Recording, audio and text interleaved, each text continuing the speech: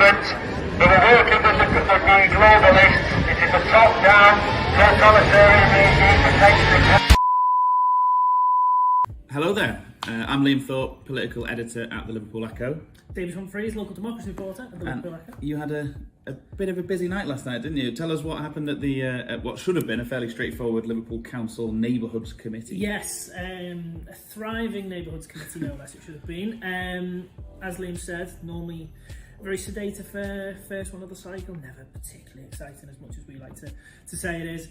Now and again you'll find that people do like to protest. We've seen them outside full council meetings, make their voices heard, as is their right. But it was a different kind of protest this time. This was a protest around what is known as 15-minute cities and the new neighbourhood model introduced by Liverpool Council. Basically, around 30 people turned up yesterday with a loudhailer, signs and placards, making their voices heard in opposition to what they think is greater surveillance, greater government monitoring, and basically saying they don't want this 15-minute cities implemented on their community. Probably worth saying at this point, there's a bit of a conflation of ideas and sort of proposals here. 15-minute cities is something that's been trialled around the world. It's coming in some countries where the theory is that people will have amenities and public services that are kind of within walking distance of where they live. So the idea is that within 15 minutes you can get to a leisure centre or a doctor's or the park. And it is aimed at trying to make neighbourhoods more walkable. It is, as many people are doing at the moment, trying to get a few more cars off the road because of air quality and climate change. But it has been kind of seized upon by people who believe that it's something much different than that and think that it's about removing people's freedoms, about surveillance, as David says. But this discussion at the council last night was actually nothing to do with 15-minute cities at all. I think there was some real confusion there. This is about this new idea from Liverpool Council, which is the neighbourhood model, which is actually just about how the council delivers services. I think what's perhaps confused some people is that as part of this plan, they're going to kind of divvy up the council area, the city area, into 13 different areas, neighbourhoods, and all it means is that those neighbourhoods will have a direct area manager who will basically be responsible for improving the services. That's your bin collections, your road resurfacing, fly tipping, all that sort of stuff.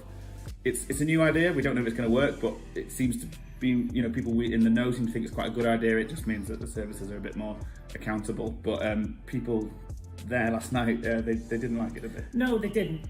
What was the kind of mood like? So the mood was a little bit tense. Initially, a lot of people being greeted by a big crowd, and as they were going in, councillors are being barracked, which sounds like you're a treacherous treason. Treacherous traitor. Treacherous traitor. That's is there another type of traitor? I don't know. I couldn't possibly say. They're having the Tower of London. And people were booing at the council. So it was a very sort of mixed atmosphere in the room. And the 15-minute neighbourhoods and the neighbourhood model wasn't on the agenda. It wasn't meant to be spoken about. So it was brought up. 10 people were allowed into the room. They were allowed to observe. And I think it's important to say what the big confusion was. This was a meeting held in public, but not a public meeting. A meeting held in public is something you can go along. So me, as a reporter, I can sit in the room and take down what happened, but I can't contribute. A public meeting is designed for people to have their say. This wasn't one of them. Yeah. So the big issue was they felt that democracy was being stopped, people being blocked from speaking in a closed door situation. That's not the case. It's just in this situation, it was a meeting held in public. So there was never going to be an opportunity for them to speak. They could have done if they'd have done so before the meeting, which has been made public for every single person. Everybody can do that. Yeah. They weren't denied that opportunity, but I think a little bit of conflation has been made on that one as well. I think what's interesting and a bit worrying is how quickly these things spread and how quickly these things become taken completely out of context and into a totally different zone. So when I did the original story about the council's new neighbourhood model, obviously we tried to make it sound interesting. There's going to be different zones, there's going to be different areas that council officers are working on.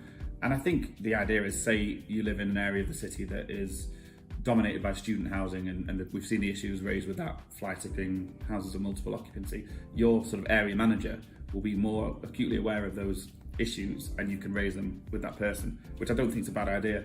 However, once I put that story up and I had a little look on social media, there was some extraordinary takes on it from people who tend to believe in conspiracy theories. I have to say, I saw one person saying Liverpool is becoming the new Hunger Games.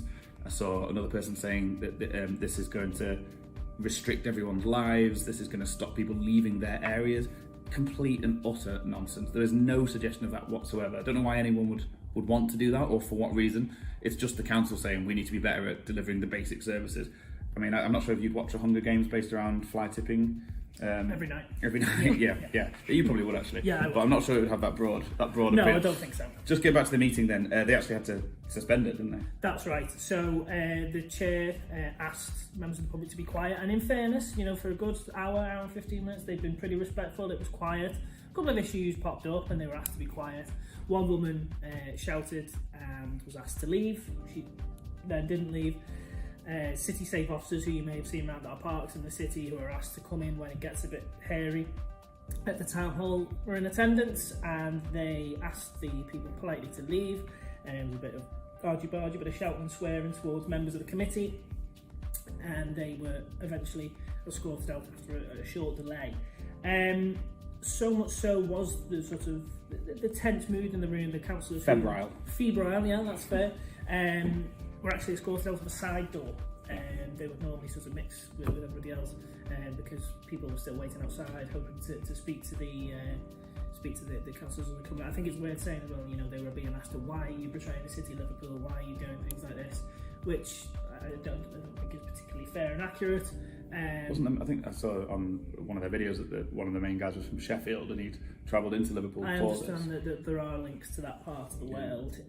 But so it shows that this stuff, and we have seen a lot of conspiracy theories that spread online, has kind of, there's a network of it and it's spread around, and you were given a leaflet actually. Yeah, so that's right. I don't know if you want to suggest this is what these guys think that 50 so minute cities are. We've got a leaflet here that I was handed by members of the group yesterday, and it actually refers directly to visiting outside of Sefton, so it doesn't necessarily mean that this is a Liverpool specific issue. It says, will 15-minute cities affect me and my family? Well, yes. Hopefully in a good way. It asks about driving to work, school and college, visiting again outside of Sefton, enjoying days out, frequently travel to support your team, do you travel to care for an elderly relative? And the suggestion is from them that a 50-minute city would stop you from doing anything. Well, what it says, the 15-minute city is an extremist response to the notion that your longer car journeys create the most carbon emissions, therefore reducing your travel demand by limiting your options can help them reach their net zero targets.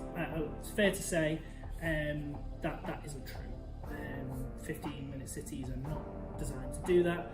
Nobody is trying to limit people's options. There's not going to be checkpoints on the edge of areas. No, we're not going back to elements of the Cold War. It's meant to get cars off the road, but to encourage active travel, to encourage electric vehicles, to encourage more green solutions, and actually to make communities easier to access. I personally don't see a bad thing of being able to access a doctor's surgery, particularly when one is being closed in our communities at the minute, or a park, or a library, which is so scarce at the minute, in a 15-minute walk. I noticed some of the placards that were being held up outside the town hall. There was quite a range of what I would call conspiracy theories. There was stuff about how climate change is a hoax of scientists. There was people against the Sadiq Khan's ultra low emission zone, which is not a conspiracy theory, but it's nothing to do with here. No, it's 200 miles away in London, and a very specific issue to Uxbridge and South Ruislip, which, when I last checked our new ward boundaries and our new 13 neighbourhoods, is not one of them. It's important to say that Uxbridge remains not part of Liverpool. If there's anything you take away from this video, it's that. And I think when we look through the COVID pandemic, there's obviously an enormous amount of these kind of conspiracies, and a lot of it seems to register around the idea of control. That these people seem to think that there are new forms of control coming in, and we just thought it was kind of key to point out really here that neither what the council are suggesting or the idea of 50-minute city are actually about stopping people from doing anything. I think they're about actually making neighbourhoods more livable. Yeah. And yes, we all know that there has to be a reduction in car travel in its current form, hence why the government are stopping selling diesel and petrol cars by 2030, why everyone's trying to get towards net zero, because we can see at the moment around the world what we're not doing enough about climate change. Greece is literally on fire. Yeah. Italy's been on fire. Although, of course, there's a lot of people on social media would like to tell you that it's absolutely nothing to do with climate change, when it quite clearly is, and the scientific evidence is there. So, yeah, it was a case of, I think, a few of these different conspiracy theories coming together outside Liverpool Town Hall in quite a dramatic fashion. Yeah. And very well reported by my friend David here. And you can catch all that reporting on the Liverpool Echo. We'll have some more updates and some follow-ups to how that was all reported and see how that plays out.